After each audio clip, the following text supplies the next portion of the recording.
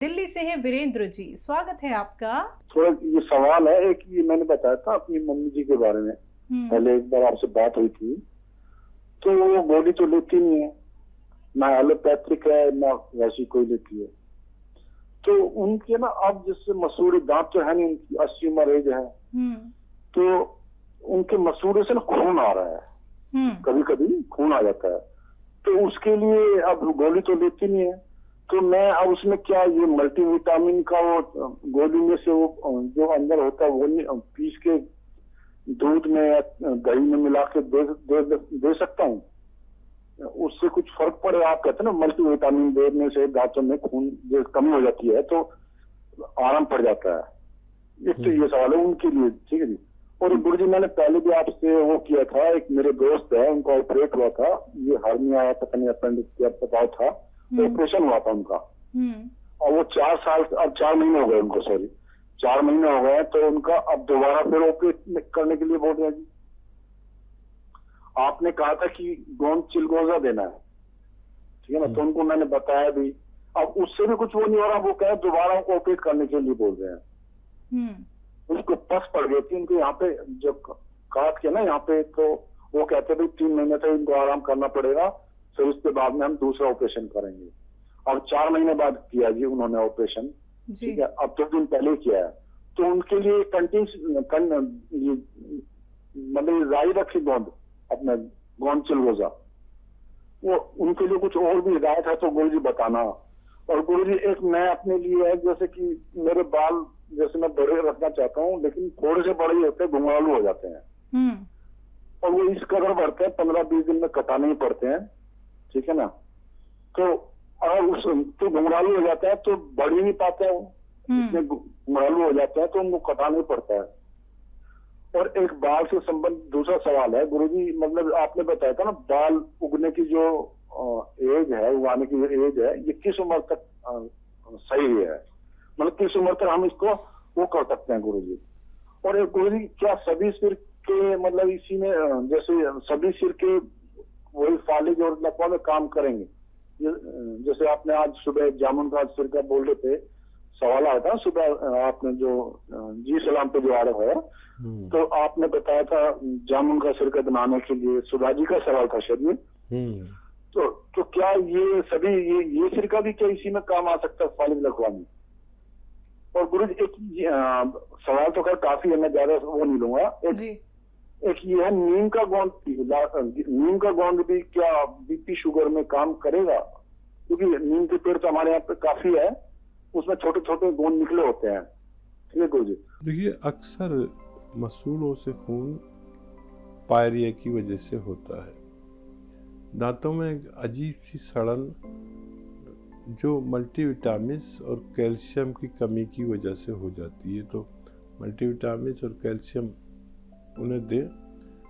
और ये खाने का सोडा की मालिश अगर ऐसे हल्के हल्के करके और फिर उनका बाद में एक बार कर दिया करें पूरे दिन में, तो भी पायरिया का खून रुकना मुमकिन है जी। दूसरा सवाल है कि जिनका ऑपरेशन हुआ है हड्डिया वगैरह का, वो चिलगोजा गोंद का इस्तेमाल कर रहे थे, तो कुछ और दिया जा सकता है? वो पस बन गया है, अब तो दोबारा से ऑपरेशन को बोला है डॉक्टर ने। देखिए डॉक्टरों के हवाले है और वो जो भी चाहेंगे करेंगे, लेकिन जख्मों को जल्दी सुखाने के लिए और जो किसी सूरत जख्म ना सूखता हो उसके लिए, या अगर चाहे तो उनकी दवाओं के साथ एक चुटकी गोंद चिलगोजा 1 बार या 2 बार रोजाना दे सकते हैं। इससे डॉक्टरों के इलाज में और जख्म सूखने में उनको मदद जरूर मिलेगी। तीसरा सवाल है कि सारे सिर के क्या लकवा और तमाम बीमारियों के लिए ठीक है? ये सवाल इन्होंने किया था सुबह के प्रोग्राम में, कोई प्रश्न था। और देखिए सिरकों का मिजाज जो है, प्रवृत्ति जो है, वो सबकी एक सी होती है, यानी वो ठंडे होते हैं। और जब भी कोई चीज खट्टी होती है तो हम उसे ठंडी कह सकते हैं, जैसे नींबू, छाछ, सिरका, आम, कच्चा आम, आम का अचार, इन सब में विटामिन सी होती है। और कितनी % है, तो कुदरती तौर पर इसमें 8% कुदरती तेजाब होता है और ये खटास के रूप में होता है। तो ये चर्बी के दुश्मन होते हैं, डायबिटीज को भी फायदा करते हैं, लेकिन कुछ चीज़ें ऐसी हैं जैसे कलौंजी और जैतून का सिरका श्रेष्ठ माना गया है इन सब में, और इसके रिजल्ट जो आए हैं वो 99.9% आए, जबकि इनके रिजल्ट जो दूसरे सिरके हैं उनके किसी का 50%, किसी का 40%, किसी का 60%। तो इसलिए मैं जो श्रेष्ठ है उसकी सलाह आप सबको देता हूँ।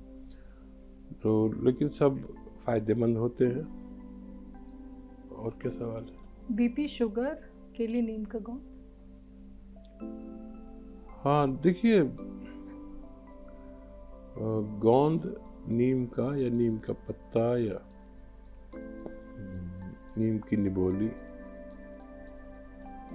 या जितनी भी ऐसी दवाएं हैं जो मुसफ़्फ़ी खून है, यानी खून को साफ करने से ताल्लुक़ रखती हैं, वो डायबिटीज़ में भी फ़ायदा कर सकती हैं। और जो दाने, फुंसी, फोड़े निकलते हैं उनमें भी फ़ायदा कर सकती हैं। और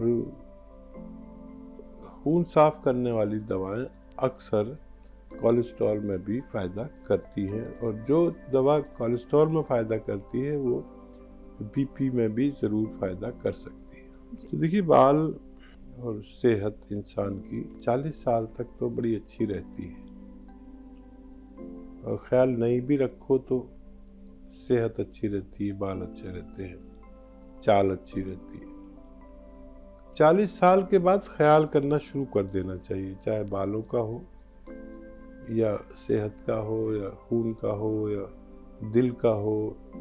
ये 40 साल के बाद बीमारियों की समझ लीजिए आना जाना रहेगा।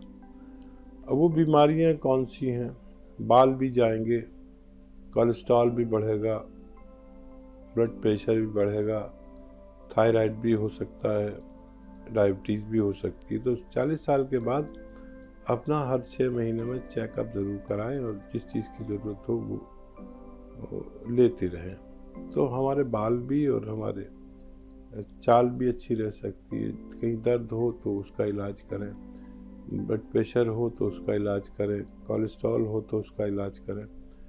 तो रख रखाव पर है आदमी की सेहत, लेकिन 35-40 साल तक हम अच्छे सेहतमंद रहते हैं। उसके बाद बग़ैर ख्याल रखे हम सेहतमंद नहीं रह सकते। मैं अक्सर लोगों से बात कहता हूँ, 40 साल के बाद अपना ख्याल खुद रखा करें। सुगंधा जी, स्वागत है आपका। नमस्ते मैम। जी नमस्कार मैम। भाई साहब को नमस्ते। स्वागत आपका, बहुत बहुत स्वागत आपका। जय हिंद। बहुत दिन से मैं लगा रही थी आपको फोन। मैं आपकी पुरानी पेशेंट हूँ जी। और मुझे पीठ में हार्पिस घाव हो गया था बहुत दिन पहले। तो उसमें जलन और दर्द कभी कभी जाता है। और एक उंगली में, आप लोग उससे क्या कहते हैं, उंगली, हम लोग तो उंगली कहते हैं, तो वो हो गया है। बार बार होता है, बार बार छूट जाता है। तो उसके लिए कुछ घरेलू नुस्खा बताइए। कोई घाव है मैम? हाँ, घाव उंगली में, नाखून के पास। नाखून के पास? हाथ की या पैर की? हाँ, नहीं, हाथ की, दाहिने हाथ की, दाहिने हाथ में। ठीक है मैम।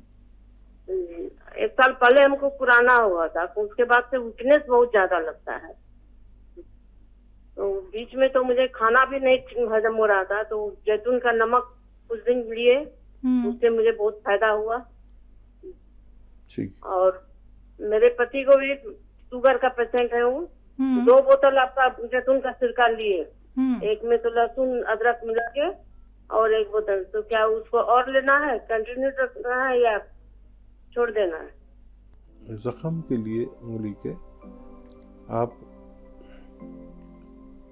अलसी का पाउडर बना लें, हल्का सा भूनकर अलसी का पाउडर और आधा चम्मच अलसी और 1 चुटकी में जितना गोंद चिलगोजा है मिला के रोज़ाना 1 बार रात को खा के सो जाया करिए। और उसको साफ करने का, ज़ख्म पर बैंडेज या पट्टी करने का भी ज़रूर ख्याल रखें।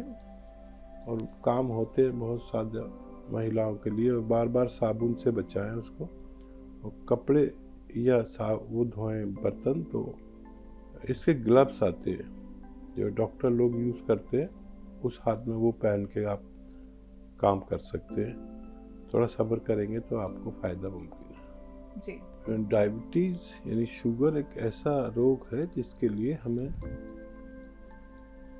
हमेशा दवा लेनी पड़ती है, क्योंकि शुगर इससे कंट्रोल होती है लेकिन रोग ख़त्म नहीं होता। आप दवा कोई भी लेते रहेंगे और साथ में ये भी लेंगे तो शुगर कंट्रोल ज़रूर हो सकती है, तो इनको तो हमेशा लेना चाहिए। दिल्ली से दयावती जी, स्वागत है आपका। मेरे 2 क्वेश्चन भी है भाई साहब। एक तो मेरे जानकारी में ना 80 साल का बुजुर्ग है, मतलब चलते फिरते हैं, उनको अच्छे है, उनके 2 बार ये स्टैंड डल चुके, वे छल्ले बोलते हैं, छल्ले। तो और उनको शुगर भी है, ब्लड प्रेशर भी है, मेरे जानकार है। तो वो पूछ रहे थे कि वे जैसे जामुन का गोंद तो मैंने बोल दिया कि आप ले सकते हो, तो सिरका और नमक जैतून, और फिर डॉक्टर से बात करी थी उन्होंने, वो राहुल डॉक्टर से, मैं भी दवाई उन्हीं से ऑर्डर करवाती हूँ, तो उनको नंबर दिया था, तो वो बात करे तो वो एस्कर कैप्सूल कह रहे थे कि ये ले लो, तो आप बता दो ये ठीक है। मैंने उनके लिए सिरका और नमक जैतून और जामुन का गोंद बताया है। ठीक है। और एक क्वेश्चन और है भाई साहब, 22 साल की लड़की है, तो उसके ना ब्रेस्ट में कुछ गांठ सी है, तो दबाते हैं जब पेन होता है, वैसे तो नहीं होता पर वो मोटी होती जाती है, तो उसके लिए क्या करें?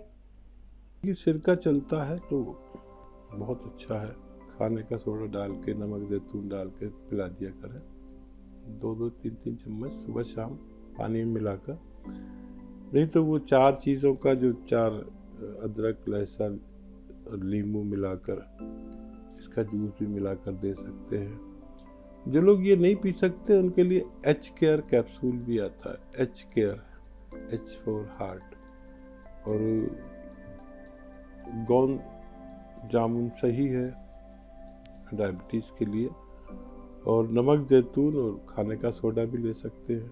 नमक जैतून, खाने का सोडा और ये गोंद जामुन लेंगे तो भी यही काम करेगा, शुगर पर कंट्रोल करते हुए और कोलेस्ट्रॉल पर कंट्रोल करता है और हार्ट ब्लॉकेज खोलता है। अब इस उम्र में और दोबारा नौबत नहीं आनी चाहिए कि उनके स्टंट पड़े या कुछ ऑपरेशन करना पड़े। अगर ये देंगे तो वो फिर सेहतमंद ज़िंदगी गुजार सकते हैं। जी। 22 साल की बच्ची हैं जिनकी ब्रेस्ट में गांठ है। एक चुटकी खाने का सोडा पानी में मिलाकर और 1 चुटकी गोंद चिलगोजा रोज दिया करें, रात को सोते समय पानी के साथ। मैं उम्मीद करता हूं कि उसको फ़ायदा मुमकिन है।